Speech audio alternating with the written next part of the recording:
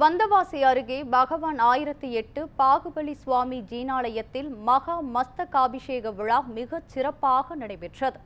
திருவண்ணாமலை மாவட்டம் பொன்னூரில் பகவான் பாகுபலி சுவாமி ஜீனாலயத்தில் 24 அடி உயரத்தில் பிரதிஷ்டை செய்யப்பட்டுள்ள 1008 பாகுபலி விக்கிரகங்களுக்கு பட்டாரக்கர்கள் தலைமையில் மகா மஸ்தாபிஷேக விழா நடைபெற்றது. விழாவில் காஞ்சிபுரம், வேலூர், சென்னை, பெங்களூர் உள்ளிட்ட நகரங்களில் இருந்தும் ஏராளமானோர் கலந்து கொண்டு வழிபாடு மேற்கொண்டனர். பெண்கள் கும்மி அடித்தும் கோலாட்டம் ஆடியும் வழிபட்டனர்.